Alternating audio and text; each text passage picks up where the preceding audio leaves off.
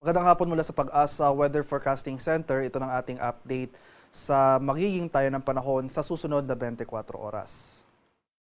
Makikita natin dito sa ating latest satellite images, itong mga makakapal na kaulapan dito or itong linya ng mga makakapal na kaulapan na umaabot dito sa silangang bahagi ng Southern Luzon at Visayas ay ang epekto ng shear line. So makikita rin natin dito itong signature ng mga scaly-like features o yung mga makaliskis na kaulapan sa silangang bahagi naman ng Luzon ay yung signature clouds ng tinatawag nating northeast monsoon o yung malamig na hanging amihan. So dahil sa presence ng makaliskis na mga kaulapan na ito, isang senyales yan na may kalakasan yung bugso ng ating northeast monsoon sa kasalukuyan. So in addition sa mga scaly-like features ng mga clouds na ito namang makakapal na kaulapan, itong linya ng mga makakapal na kaulapan ay ang epekto naman ng shear line. Ito yung boundary, yung salubungan ng malamig na hanging amihan at yung mainit na hangin na galing sa Karagatang Pasipiko, yung tinatawag po nating easterlies. So dahil sa epekto ng shear line at amihan, asahan natin itong mga kaulapan at mga pag-ulan ngayong araw sa malaking bahagi ng Visayas, pati na rin dito sa silangang bahagi ng Luzon. For Metro Manila and the rest of the country ay generally fair weather pa rin na ating inaasahan hanggang bukas. Bahagyang maulap hanggang sa maulap na papawirin. Tsansa ng localized thunderstorms dito sa Mindanao at light rains naman dito sa nalalabing bahagi ng Luzon. At para naman sa magiging lagay ng ating panahon bukas dito sa Luzon, dahil nga sa epekto ng shear line, nasan pa rin natin yung mga pag-ulan dito. Mga kaulapan at mataas sa tsansa ng mga kalat-kalat na pag-ulan, sasamahan niya ng mga pagkulog at pagkidlat dito sa southern portion ng Bicol region, particular na sa may Sorsogon, Masbate at buong Mimaropa provinces. Samantala, dahil naman sa epekto ng ating northeast monsoon, makakaranas rin tayo ng mga kaulapan at pag-ulan sa silangang bahagi ng Luzon, particular na sa may Cagayan Valley, Aurora, Quezon at nalalabing bahagi ng Bicol region. For Metro Manila at nalalabing bahagi ng ating bansa, partly cloudy to cloudy skies ang ating inaasahan, bahagyang maulap hanggang sa maulap na papawirin. Pero nandyan pa rin yung mga tsansa ng mga light rains o yung mga mahihinang pag-ulan na dulot ng amihan. Sa areas naman ng Palawan, Visayas at sa Mindanao, so dahil rin sa shear line, may kalakasan yung ating amihan, nangangahulugan, may kalakasan rin or malaki yung extent ng area na naapektuhan ng ating shear line. So itong northern portion ng Visayas, northern and eastern portion ng Visayas in particular na sa mga eastern Visayas, itong northern portion ng Cebu, itong northern portion ng Negros Occidental, pati na rin dito sa may Iloilo at Capiz at sa area ng Guimaras. Dahil sa epekto ng shear line, over this area, sasahan pa rin natin yung mga kaulapan at mga thunderstorms.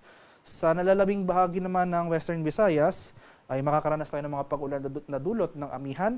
Localized thunderstorms, generally fair weather, may chance pa rin ng afternoon to evening ng mga rain showers or thunderstorms ang mararanasan sa nalalabing bahagi ng Visayas, particular na dito sa southern portion ng Visayas at buong Mindanao. Itong area rin ng Palawan, dahil umaabot yung shear line over portions of Mimaropa, asahan na rin natin yung mga pag-ulan na may pagkulog at pagkilat. At ito yung ating latest weather advisory, yung ating 24-hour rainfall outlook na issued kanina alas 5 ng hapon. So makikita natin dito, may areas pa rin dito sa may eastern and central Visayas ang makakaranas ng mga malalakas sa pag-ulan.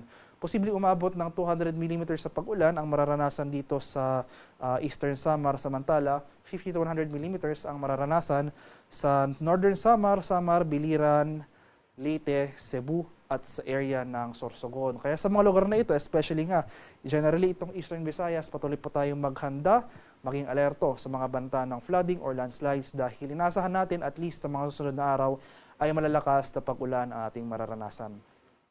So for tomorrow afternoon to Wednesday afternoon, inaasahan natin yung bahagyang pag-akyat at pag-recede ng axis ng ating shear line. So mababawasan yung mga pag-ulan sa inland areas ng Visayas. So yun pa man, magpapatuloy yung mga pag-ulan, posibleng umabot ng 100 mm na rainfall ang posibleng maranasan sa Sorsogon at northern and eastern Samar. Sa kalagayan naman ng ating karagatan, as of 5 p.m., ito yung ating gale warning issuance.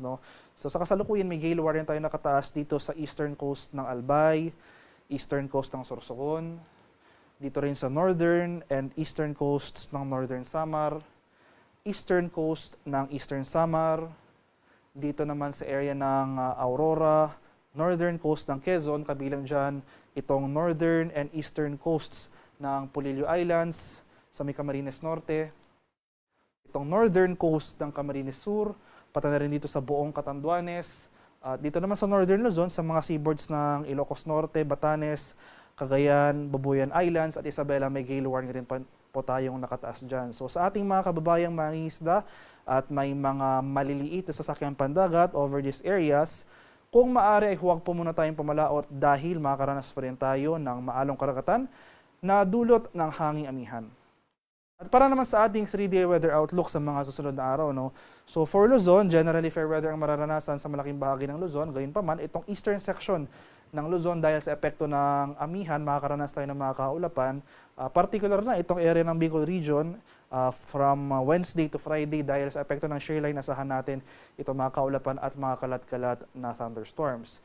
Kaya since sa mga nakarang araw, malaking bahagi nga ng Bicol region nakapagtala ng mga pagbaha, patuloy po tayong maging handa at alerto since possible saturated pa yung mga lupas over these areas. Bagamat posible mang humina yung mga pag-ulan over Bicol region, kung may mga pag-ulan man tayong mararanasan, kahit mahihina lamang, posible pa rin dyan yung mga pagbaha or pagguho ng lupa.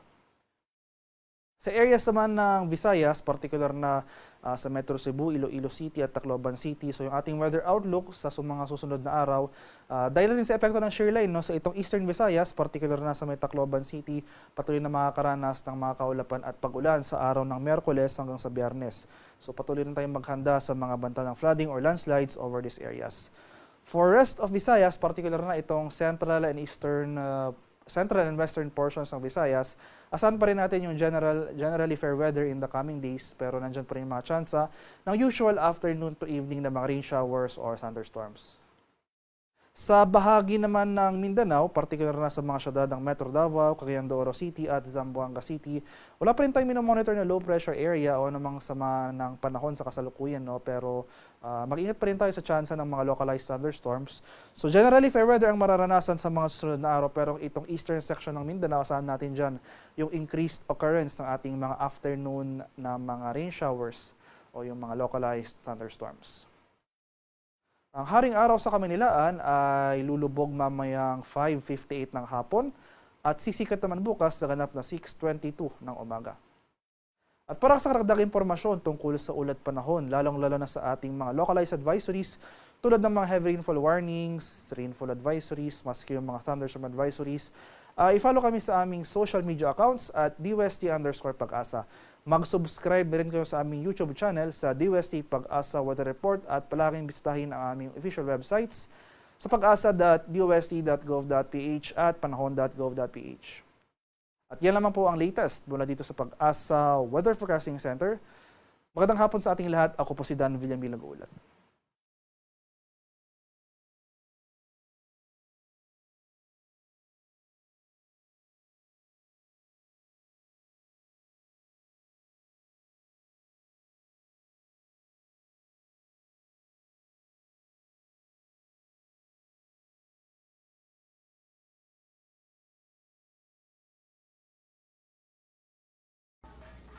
Asan sila?